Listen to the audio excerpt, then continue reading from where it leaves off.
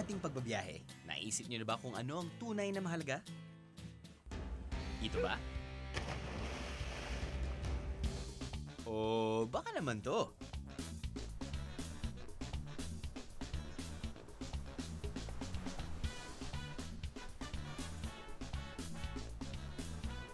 Pinaklo. This is just one of my favorite dishes in the world. Paano ito makakain ka? Pabiyak mo muna. Ang hirap pumili, no? They really believe in renewable energy. Negros Occidental is so rich in marine biodiversity and so rich with really, really nice beaches. Sagot ko na yan, mga biyahero. Dadalhin ko kayo sa isla kung saan matatagpuan lahat ng hanap nyo. Our summer ain't over yet! Ano? Sama ka sa biyahe ko?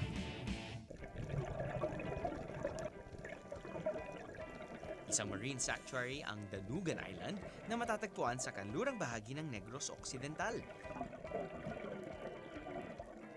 Napakayaman ng karagatan dito, kaya prioridad ng mga taga dito ang conservation at proteksyon ng marine life. Nandito na tayo ngayon sa Kawayan. Yung mismong daan papunta dito, it's actually smoother. The 3 to 3.5 to 4 hour drive papuntang Kawayan ain't so bad. Basta magdala ka ng libro, may movies sa cellphone or tablet. But anyway, hindi ito yung final destination natin. Dito sa pier, isa sa mga pier ng Kawayan, sasakay tayo sa bangka. Tapos 15 minutes lang away from this area, which is that area, mararating na natin ang Kanugan. That's right. Kasi sila naglalaban ng Street Fighter. Kanugan. Aminin mo, natawa ka na!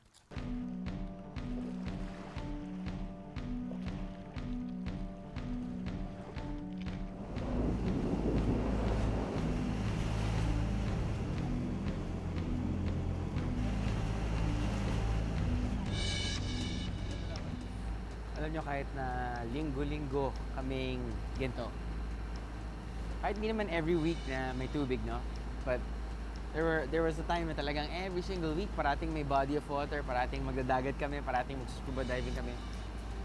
Hindi talaga nakakasawa. I mean, this never gets old. This never gets old. Diba? Tunog ng dagat, yung amoy ng dagat, instantaneously tanggal yung problema. Kaya para sa mga nagtatrabaho dyan, mga 8 to 5, mga corporate slaves. I'm just kidding. Mga corporate work. Ito, kailangan nyo talaga may experience. Kahit ano lang, kahit once a week. Okay, kahit thrice a week. I'm just kidding. Yeah, you need this. Mamaya na kayo ma-excite, mga biyahero. Dahil bago natin simulan ang paglilibot sa paligid ng isla, kailangan dumaan muna tayo sa kanilang briefing area. Dito ituturo ang do's and don'ts sa mga turista sa Danugan Island. Alright, mga bihero, nandito na tayo sa Danugan Island. At, dapat talaga 15 minutes eh. Pero medyo hapon na, so medyo chopping waves. So, umabot tayo siguro ng mga 20-25 minutes. Para sa mga taong bibisita dito sa Danugan Island, it's mandatory for you guys to have briefing first. Kasi the whole island is like a conservation area, marine conservation area. So you need to get some information para naman na pag magsistay tayo dito may konting respeto din. Ang Philippine Reef and Rainforest Conservation Foundation Incorporated ang nangangalaga sa buong isla. Halos 20 taon na nilang inaalagaan ng islang ito para sa mga biyahero. Salamat, Reef and Rainforest Conservation. Love nyo na yan! On Danugan Island, we practice yung 3 rules, no? Take nothing but photos. Ibig sabihin, you don't collect anything from the island. Leave nothing but footprints. Hindi po din namin inaalaw na magtapon ng basura, syempre. And kill nothing but time. Of course, protected island siya. We don't kill animals on the island. We actually protect them.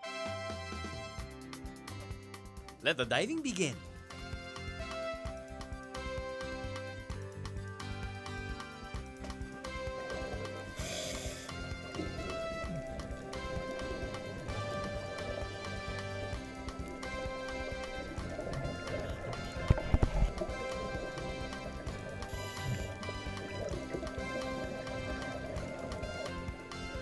Nagsisimula sa 1,500 pesos para sa bawat biyahero ang pag-ala mermaid at pag-explore under the sea.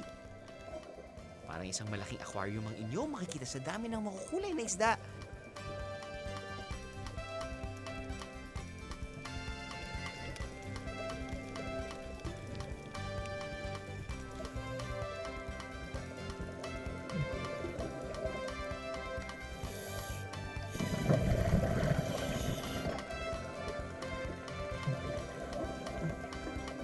Ang ganda-ganda naman!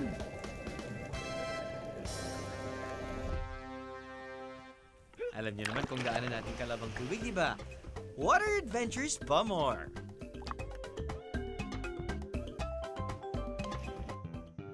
Sa panahong ito, kailangan magpahinga. Importanteng sorry, wrong show, Bijeros. One really interesting fact na pwede namin ipasok dito, ibang klaseng materials yung ginamit nila. Siyempre, hindi mawawala ang Banyo Diaries. Yes! May CR! May CR! Akala ko wala CR dito eh. Ano to?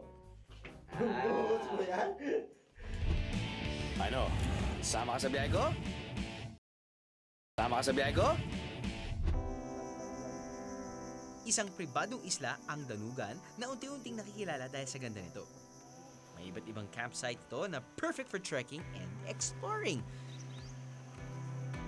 Bukod pa rito, panalo ang white sand beach at clear blue waters ng isla.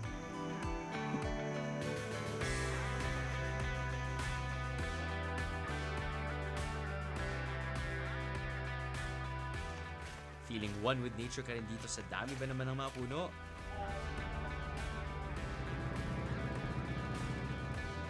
Isa kasi sa layunin ng Philippine Reef and Rainforest Conservation Foundation ang mapangalagaan ang kalikasan. You can do a day trip sa Danugan. That includes your boat pickups, your food, your lunch, meaning your 2 snacks, and also your gears for snorkeling, for kayaking. You can also stay overnight. It's the same package, but then of course you have your dinner and your breakfast. And then you have a longer time to enjoy the island, and it's 2,750.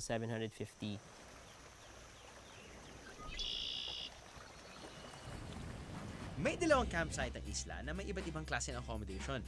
Subukan ang tulugan sa Typhoon Camp ng isla. Yung overnight accommodations natin ay open air cottages. So parang natutulog ka sa malapit sa isang forest. So makikita mo yung trees sa tabi mo, you can hear the birds. So open air siya, you have your own mattress, pillow, and mosquito net. It's like camping, but more comfortable. Alam mo na, syempre, kakagaling lang natin sa breakfast, no? At galing tayo sa biyahe. So, alam mo na, kailangan natin ng number 2. Thank you so much. Dito. Yes! May CR! May CR! Akala ko wala CR dito eh. Pero CR na walang tubig. Ano to? Upo muna ako. Naka-close ha! Naka-close! So, ang ginagawa nila dito ay meron kang parang pail of sawdust and dried leaves. Okay? Ito yung parang magiging tubig mo. Di ba usually kapag pupunta ka sa mga CR, tapos nun, wala masyadong tubig, meron kang balde ng tubig. Tapos because of the water, bam! Tapos ka na sa number 2 more. Number 1, bam! Yun na. Ipa-flush out na niya yung whatever man nilabas sa katawan mo. O di ba? Nature at its finest lang ang pig. Biyahero tip, common CR lang ang meron sa isla kaya maging considerate sa paggamit ito. But in this case, what they do is, so you're done. Maglalagay ka ngayon ng combination ng dried leaves, sawdust, na may halong IMO. And IMO stands for Indigenous Microorganisms. It's like sabi ko kwento nga nila parang yeast sa bread. Parang ganyan. In this case, yung IMO na yon, okay, which is natural na ginawa nila. Yun yung pampabilis ng pagka-decompose. So ito, ang CR na to ay connected sa isang drum sa baba. Okay? So naghalo-halo na yung IMO, pampabilis ng decompose, dried leaves, sawdust. So there's nothing liquid. Well, besides your, bodily fluids. Okay? At after nyan, I don't know, couple of days, couple of weeks, couple of months, yung na-decompose na yun, pwede nilang gawing fertilizer. Okay? Ang dami kong explain. Mamaya na. Because in Danugan, we promote an eco-friendly lifestyle. Ibig sabihin, tayo, when we interact with the environment, hindi po natin ito sinisira. So dito sa island, merong eco-toilets, merong mud houses, merong solar panels, merong rainwater harvest. Ito ay mga technologies ng low-impact living. No? So yung impact ng solar panels, for example, wala siyang ginagamit ng fossil fuels. No? So renewable po yung energy. Bukod sa kanilang open-air cabanas, sikat na sikat din ang bagong klase ng accommodation dito. Gawa sa eco-friendly materials ang mga mud house na to. Matibay daw laban sa bagyo ang mga to. You can sleep here overnight, kasama na nga dun sa package. But one really interesting fact na pwede namin ipasok dito, ibang klaseng materials yung ginamit nila. You know, they really believe in renewable energy. They really believe in eco-friendly materials. Okay? For the whole island. Para magawa ang isang parte ng mud house, pinaghahalo ang buhangin, putik, tubig at recycled materials na matatagpuan sa isla. Sasamahan pa ng dayami para tumibay ang sinasabing mud house.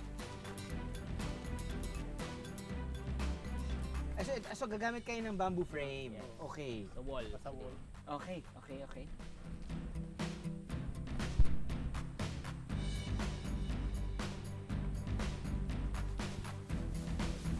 Kuya, ako naman. Subukan ko naman yan.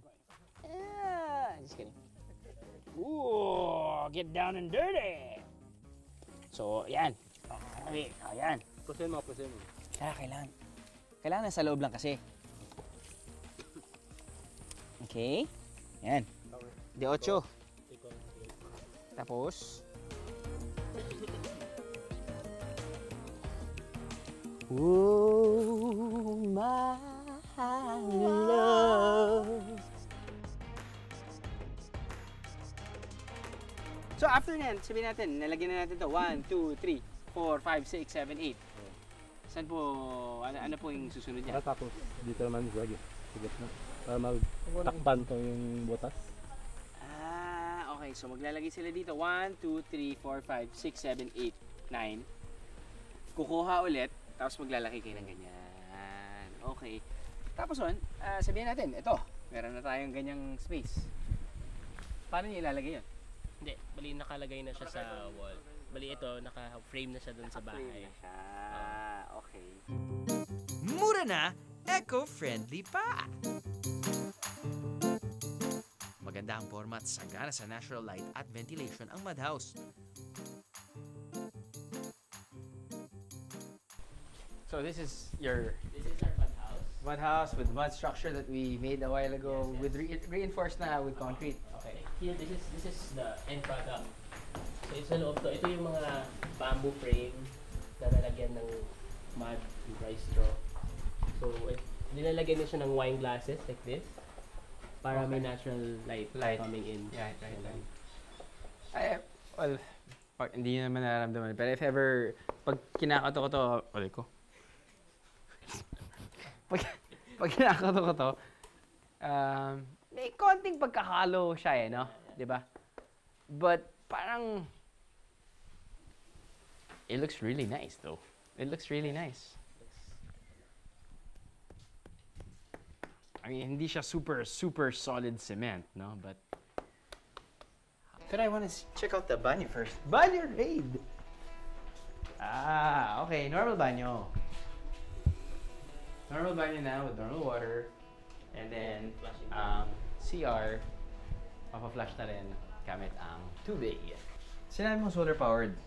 So I'm guessing meron tayong solar panels. Yes. Amazing! Ay, mali. Amazing! Sa pamamagitan ng recycling, patunay na merong yaman sa basura. Dahil hindi nakakonekta sa power grid ng isla, sinimulan na rin nilang magkaroon ng eco-friendly source of energy. Solar panels ang ginagamit nila para magkaroon ng ilaw sa buong isla. Ikaw na talaga, Danugan Island. Ikaw na. Speaking of being kind to our environment, alam niyo bang makakita rin ng taklobo sa isla?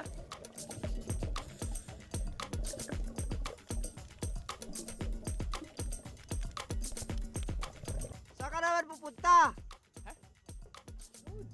Hapon na! That's right! One-of-a-kind experience, mga biyero, ang makakita ng mga taklobo. Isa kasi ito sa mga endangered marine creatures sa ating bansa. Jack! Flores! Jack Flores!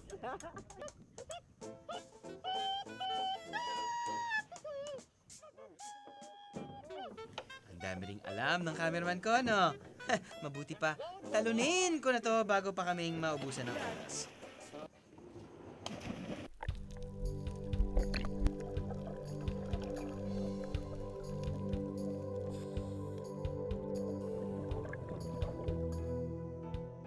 Medyo limitado ang matutulugan sa Danugan Island, kaya rekomendado ang advance booking. But don't worry, meron tayong option sa Punta Bulata Beach Resort sa Kawayan Main Island na sakto sa ating budget.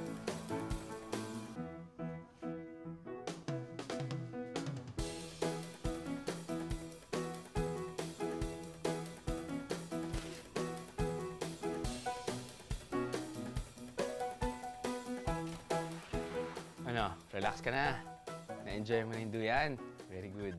Para sa mga turista, ito rin yung another accommodation option natin. They have a total of, I think, 19, 20 rooms yata. This is one of their cabanas or casitas. Very nice. Meron kang receiving area. Pwede ka na rin humiga dito. Diba? Or you can just entertain your guests. Aha, meron silang mosquito net. Huh? Pero actually, no, parang nakabukas naman to kagabi. Hindi naman the whole night, no? Pero wala akong naramdaman na lamok. That's something special. It's the bed. Wow. medyo magulo. Ito yung aking brief. Sandali lang, sorry. Bakit na tinagal yan? Parati naman kasi ako bad kapag natutulog. Okay? Presko eh. Sarap, sarap. Sarap yung kama. Got your flat screen TV over here.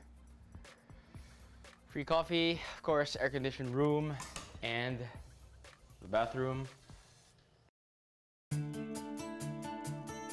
Kung family getaway hanap nyo, subukan ang tulugan na to. Basically po, ang resort po namin ay nagkikater po sa mga big groups at saka sa mga family. Dito po kasi, yung mga lahat ng pumupunta dito, ganoon talaga nagti-team building at saka nagpa-family outing po. Pwede ka rin po mag-rent ng tent po at saka, or you can also bring your camping tents and you just have to pay for the camping ground fee namin. Bukod sa family-friendly rooms, pwede rin kayong magdala ng sarili ng pagkain. Plus, may enjoy nyo pa ang magandang beachfront view.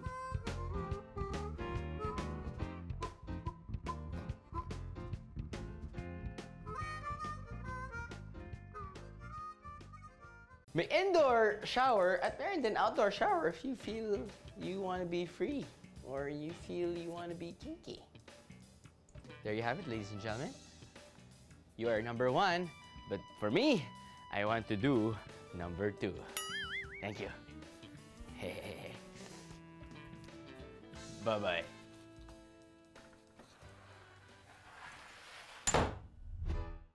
Chibugan time, mga bihero. This is just one of my favorite dishes in the world.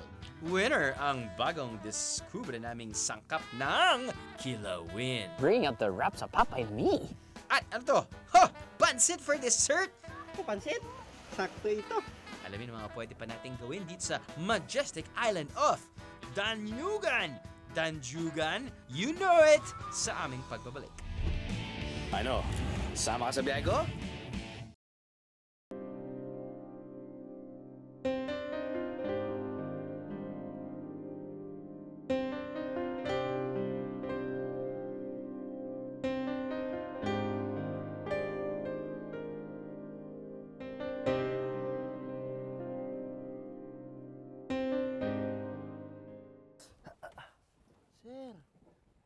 Ano?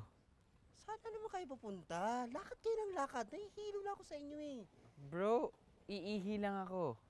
Sama ako, sir.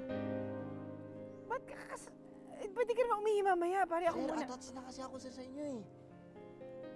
Ray, Hindi po kayo pwedeng umalis.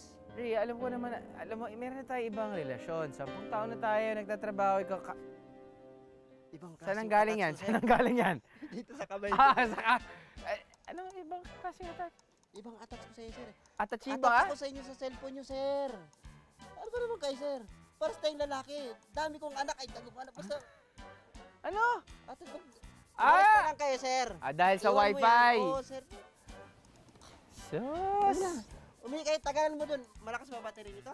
Bahala ka. Grabe, wifi lang palang katapat. Wala na yung tutumpok ako. Ataka lang dyan! Sige! Ang Danugan Island ay matatagpuan sa bayan ng Kawayan, Negros Occidental. Mula Maynila, kailangan lumipad ng mahigit 1 oras papuntang Bacolod. Paglapag sa Bacolod, may mga van na bumabiyahe papuntang Sipalay na dadaan sa bayan ng Kawayan. Our destination! Para mas makatipid, pwede rin namang sumakay ng bus. Mas matagal nga lang ng konti ang biyahe. Inaabot ang halos 3.5 hanggang 4 na oras ang biyahe papunta sa bayan ng Kawayan. Sleep pa more!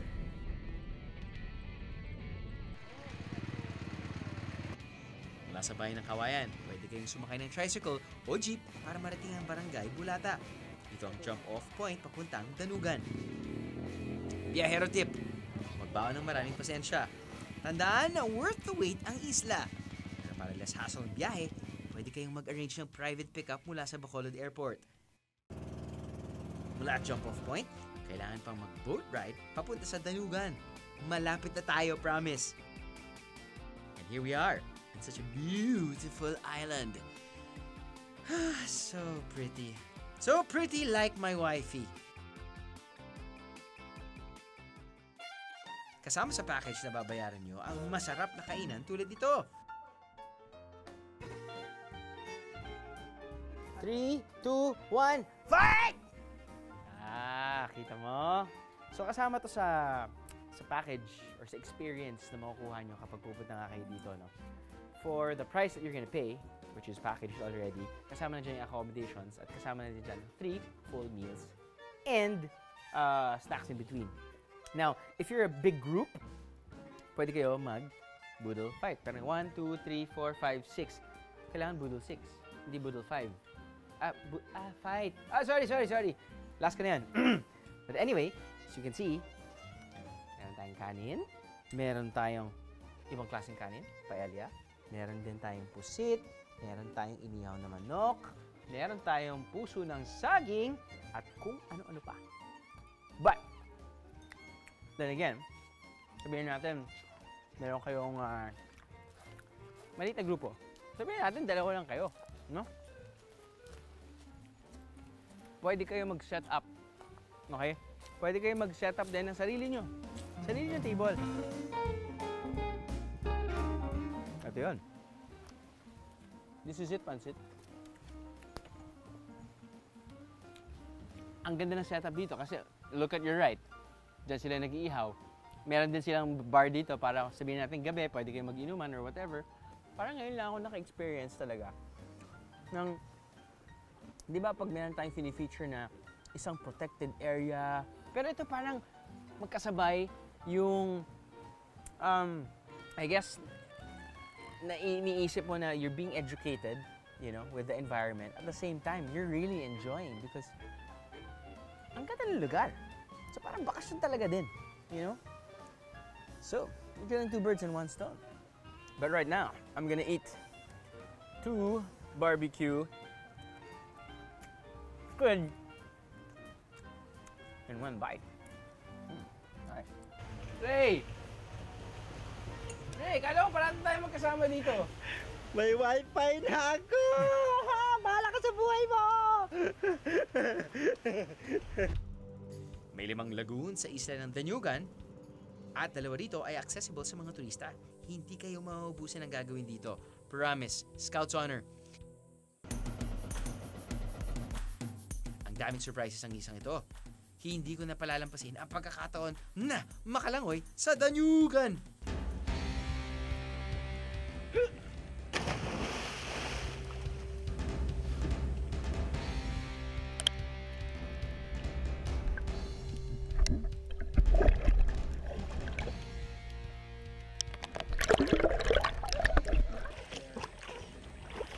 So, I guess kung gusto niyo ng natural swimming pool, itong lagoon na to, pwede nyo puntahan. Wala na kayong makikita masyado no, kapag meron kayong snorkel. But if you want to check out the fishies, doon kayo sa dagat pumunta dahil maraming corals. Kasi dito, sabi nila may mga barakuda!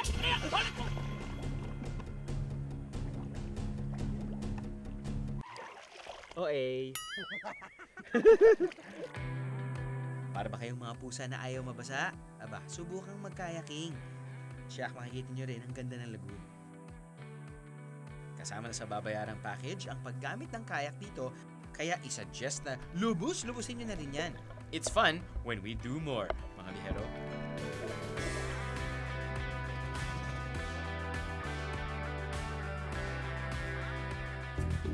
Kaya pa mga biyahero! Para ma-replenish ang inyong energy, tikman na natin ang isang local snack. Ano pat nasa land of sugar mills tayo kung hindi tayo titikim ng matamis? Isang dessert na gawa sa buko at asukal. Ang pan de dulce ay kilalang panghimaga sa Negros. Para lutuin to, kinakayod ng manipis ang buo at saka hinahaluan ng asukal. Kapag nahalo na ang dalawa, hinihintay ng dumikit at manuot ang asukal sa buko.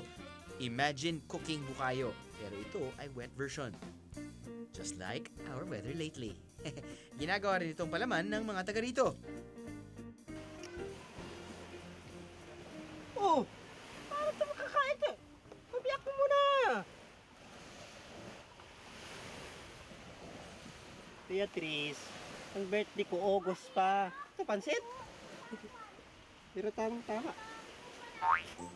Sakto ito. Papalaman ko. Walang gulay ito. Na, biyakin mo na yung buko. Parang sarap.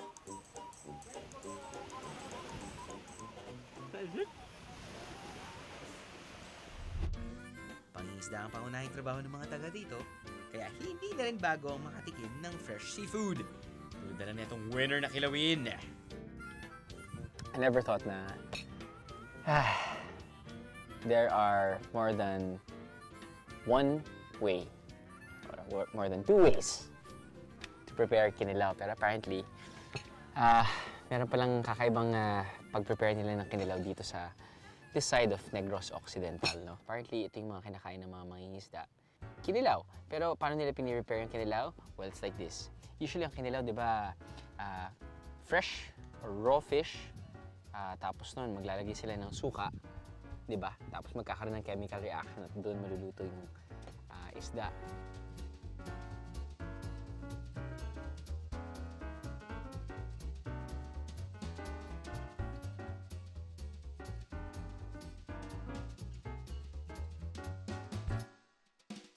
Kaibang version nila rito sa kawayan dahil imbis na asin, itlog na maalat ang hinahalo nila sa kilawin. Bukod pa riyan, nilalagyan nila ito ng aking favorite ingredient of all time, gata.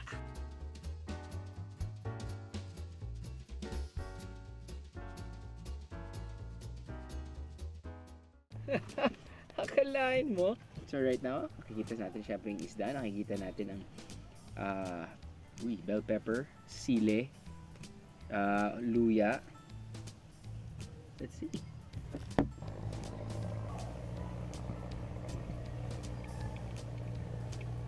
Gets. First few bites. Parang, kinilaw. Pero usually, pag kinakain mo yung kinilaw, sa dulo, or sa gitna pa lang, parang mararamdaman mo na yung asim dito. Ganon, di ba? Ito, okay, natitikman mo ng kinilaw, yung isda, sarap ng isda, natitikman mo yung luya, biglang, kala mo maasim yung mararamdaman mo, matitikman mo, biglang, dun magkikick in yung coconut juice. Yung, medyo matamis. Yung itlog na maalat, hindi ko masyado nalasahan. Dahil siguro, ginagawa nila, kinakain rin nila yung itlog na maalat. Now, hindi ako fan talaga ng itlog na maalat. No? Pero I guess let's give it a go one more time.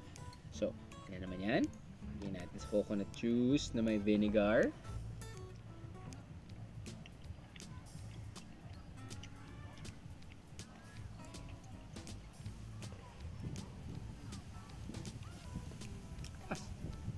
Astig. Ito, maluluto talaga dahil sa araw. Tingin ko, refreshing, flavorful, pero weird nga na naghalo-halo yung lasa. Pwede siya. Pwede siya.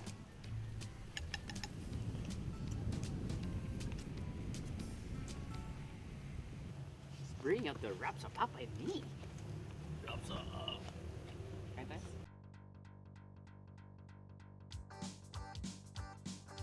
Cap off the day, harapin naman natin ang hapunan.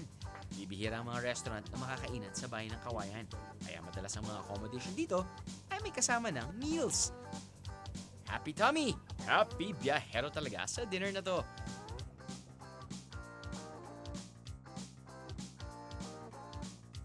We're in Negros Occidental, 3 to 4 hours away from Bacolod.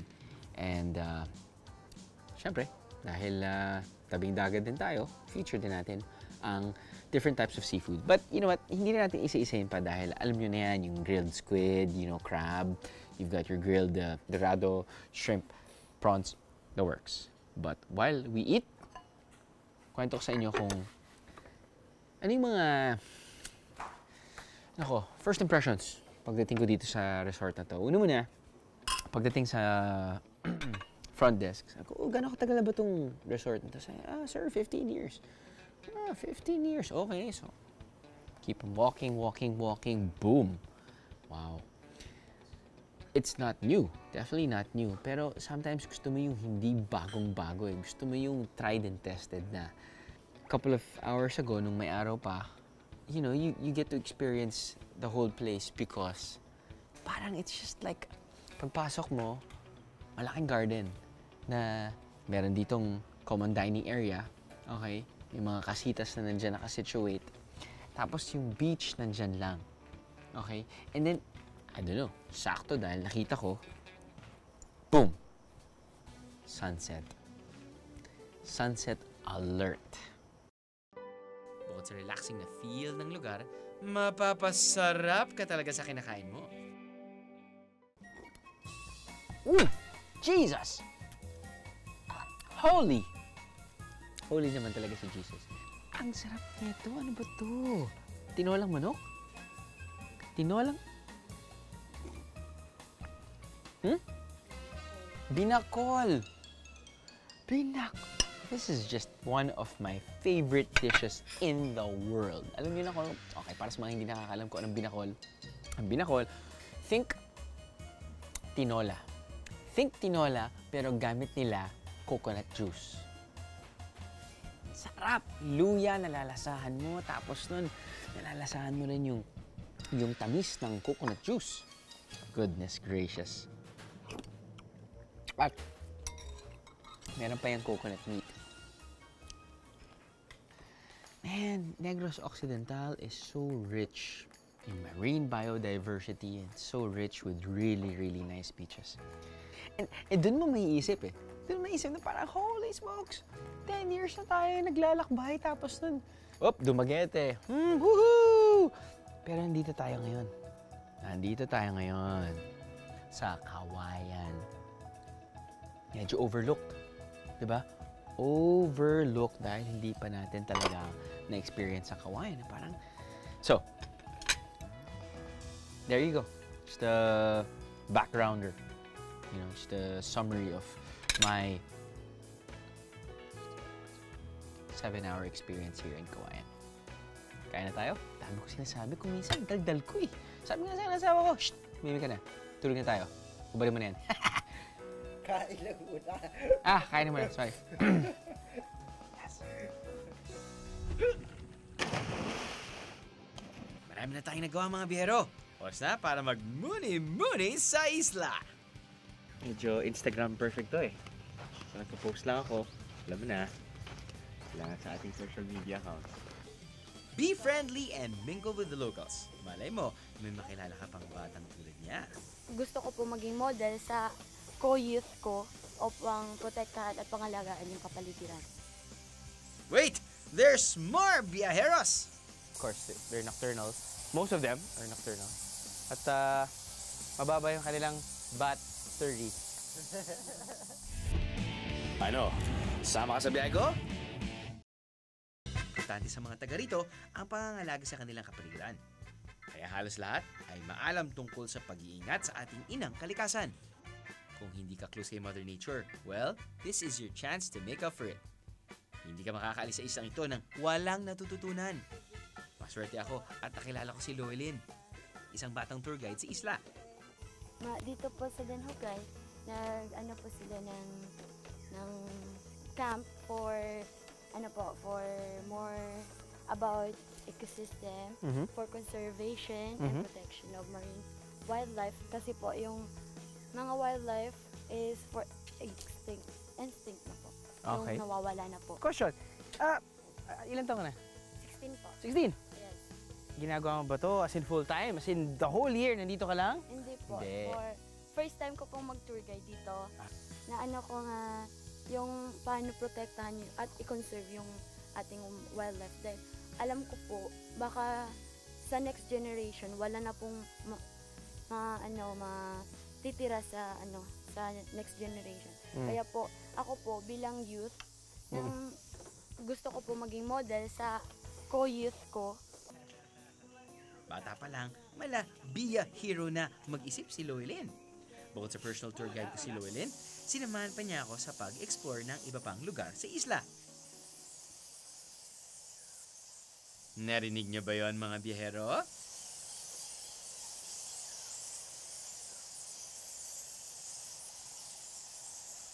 Kala ko ba ano sila?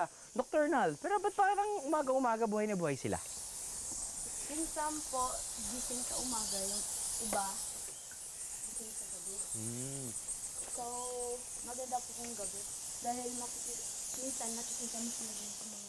Ilang metro pa lang bago marating ang kuweba, maririnig na ang ingay ng mga paniki. Amoy na amoy mo. Sobrang lakas. Yung pungent, yung it's guano. Yung kanilang pupu. Tapos kapag, I'm sure naman narinig nila kahit wala silang kahit walang lapel yung mga bats talagang malakas yung ingay nila. 10 species ng mga paniki ang nakatira dito sa bat cave na to. Walking distance lang ang bat cave mula sa typhoon camp.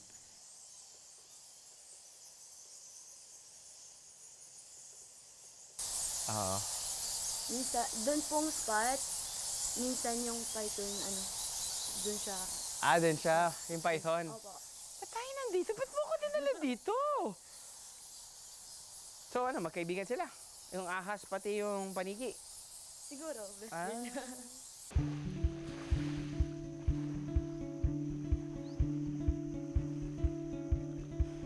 Para masulit ang pagbisita sa isla, subukang magmuni-muni o mag-moment lang.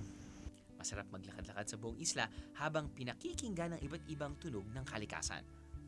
Minsan, ang pinakamahalaga sa isang bakasyon ay ang makapagpahinga ang inyong isip at katawan. Maraming ring spots ang perfect for meditation. Yoga here, meditate there. Isa na riyan ang tinatawag nilang Turtle Beach. Anli ang pagtambay dito, beheros.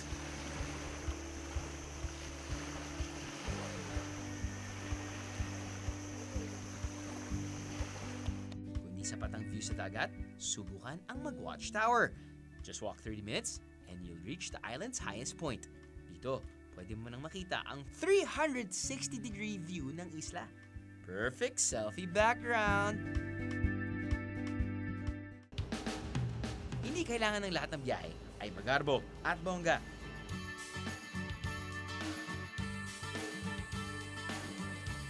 Minsan, kailangan lang nating pagtuunan kung ano nga ba ang pinakamahalaga. Sa aking pagbiyahe sa Danyugan, napatunayan ko na kapag masimple, mas maganda. Hindi lang naging place of relaxation ng islang to. Marami pa itong ipinabaong dagdag kaalaman sa pag-uwi ko. Thank you, Danugan! Until we meet again.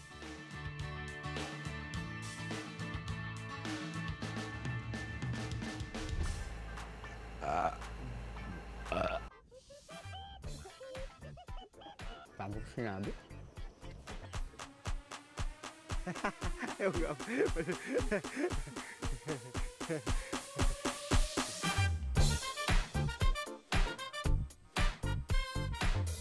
Dahil kung wala yung paniki, wala dito yung paniki. Ano? Bad friend. Masingit lang.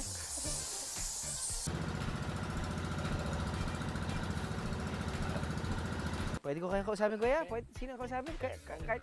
Bong! Bong! Bong Revilla.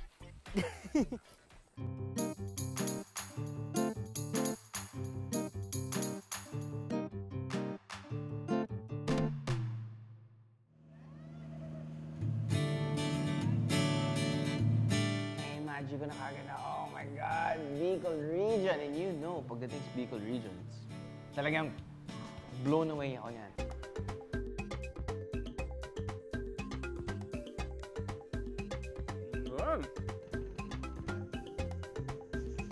Pili Porvoron.